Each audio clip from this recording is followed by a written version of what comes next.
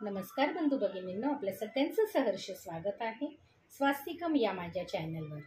मी आपल्यासाठी श्री नवनाथ भक्तिसार या पोथीचं वाचन करत आहे।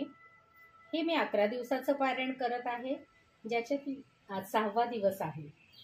श्री नवनाथ चरणी एकच प्रार्थना, ज्या कोणापर्यंत हा व्हिडिओ पोहोचत असेल त्यांच्या आयुष्यामध्ये धन, संपदा, आरोग्य, सुख, समृद्धी, त्यांच्या मनातील सर्व इच्छा पूर्ण हो।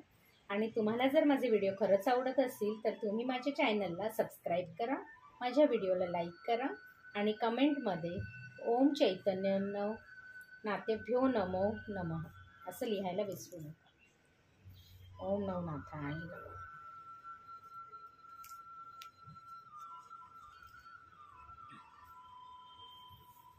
अध्याय 23 गर्भगिरीवरील आनंदोत्सव व गहिनीनाथांचा उद्देश। श्री गणेशाय नमः।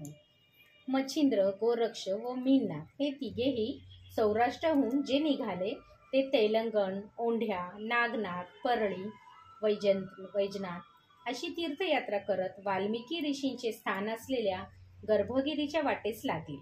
या प्रवासात त्यांना महाभयंकर आणि निर्जन अरण्य लागले। ते पाहून मच्छिंद्र दचकले।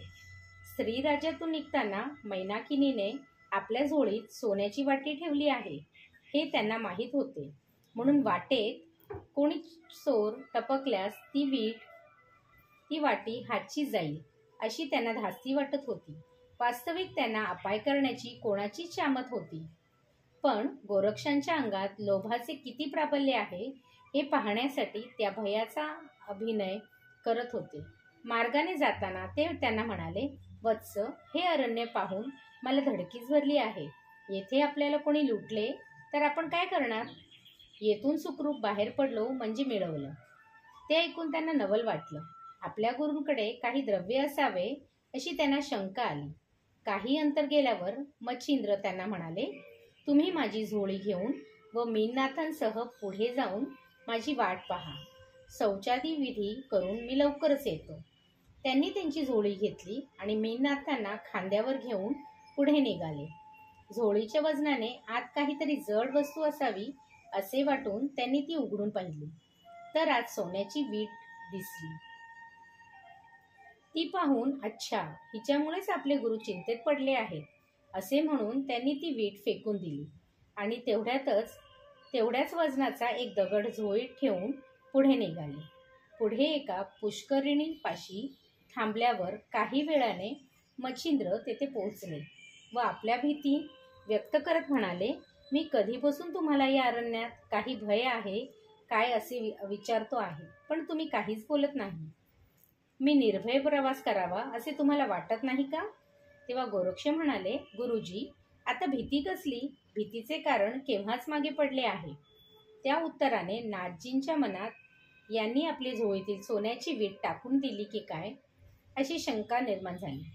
काही वेळाने त्यांच्याकडील झोळी स्वतःकडे येताच त्यांनी ती चाचपडून पाहिली आणि आत विटेऐवजी एक दगड दिसताच मोठमोठ्याने रडून आकांत करू लागले। दुःखाने इकडे तिकडे धावू लागले, जमीन उकरू लागले आणि कपाळ बडवत गोरक्षांना दूषणे देऊ लागले।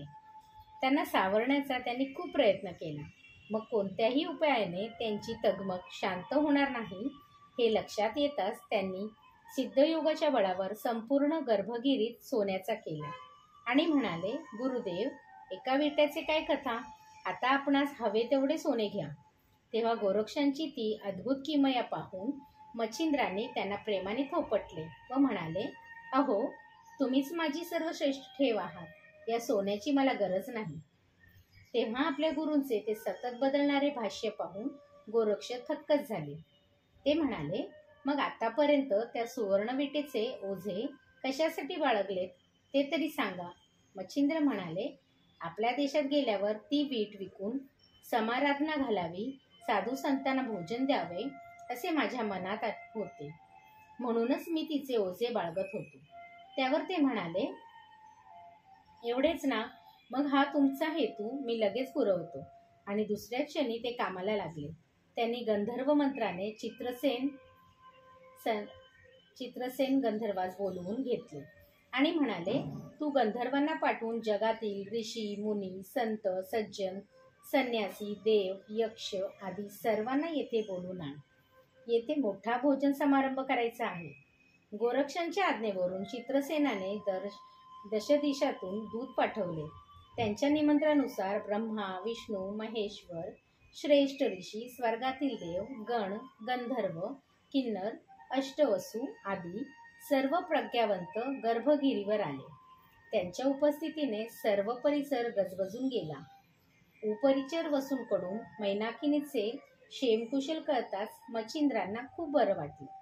मग गोरक्षांनी अष्टसिद्धी, सप्तसटव्या, जलदेवता, गंधर्व, अष्टवसू, अष्टभैरव, तीर्थे, स्वतः शिवजी, अप्सरा व किन्नर यांना वेगवेगळे कामे वाटून देऊन समारंभाची चोख व्यवस्था केली.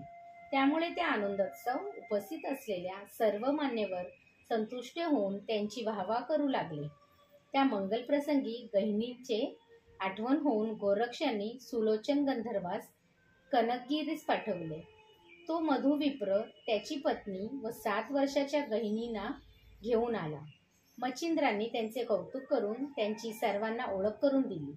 तेव्हा भगवान शंकर म्हणाले, निवृत्तीनाथ अवतारात हे नाथजी माझ्यावर अनुग्रह करणार आहेत, म्हणून यांना आत्ताच अनुग्रह देऊन सर्व विद्यावंत, पारंगत, अधिकार संपन्न करून ठेवा. तेव्हा मच्छिंद्रनाथांच्या सूचनेवरून गोरक्षांनी गहिनींच्या मस्तकी आपला वरदहस्त ठेवून त्यांना ब्रह्मपारायण केले. या अनुग्रहामुळे समाराधनेच्या त्या उत्सवात अधिकच रंगत आली. हा समारंभ महिनाभर चालला होता. त्यांच्या सांगतेच्या वेळी गोरक्षांनी सर्व मान्यवरांचा द्रव्य स्त्राकादिकांनी उत्तम सन्मान केला. त्यांच्या आदरातिथ्याने संतुष्ट झालेली ती सर्व मंडळी आपापल्या स्थानी निघून गेली. मच्छिंद्रांनी अभ्यास करून घेण्यासाठी गहिनींना तिथेच ठेवून घेतले आणि मीननाथांना उपरिचर वसूंच्या मार्फत सिंहद्वीपातील मैनाकिनीकडे पाठवले. मग गहिनींचा अभ्यास होईपर्यंत उमानाथही तिथेच राहिले. आजही गिरिदेवतेच्या रूपात ते तिथेच वास्तव्यात असून त्यांना म्हातारदेव म्हणतात. गर्भगिरी सोडताना कुबेराने त्यावर अदृश्यस्त्राची योजना केली. त्यामुळे त्या पर्वताचा सुवर्ण वर्ण झाकाळून गेला. गोरक्षांनी त्या गिरीवर 1 वर्ष वास्तव्य केले. त्या अवधीत गहिनींच्या अध्ययन संपल्यावर त्यांना कनकगिरीस मधुविप्राकडे पाठवले आणि तेथील आश्रमाचे रक्षणार्थ सटव्यांची योजना करून ते गोरक्ष तीर्थयात्रेस निघून गेले. अध्याय 23 समाप्त. श्री दत्तप्रभू पर्णमस्तु. शुभम भवतु. शुभम भवतु. शुभम भवतु.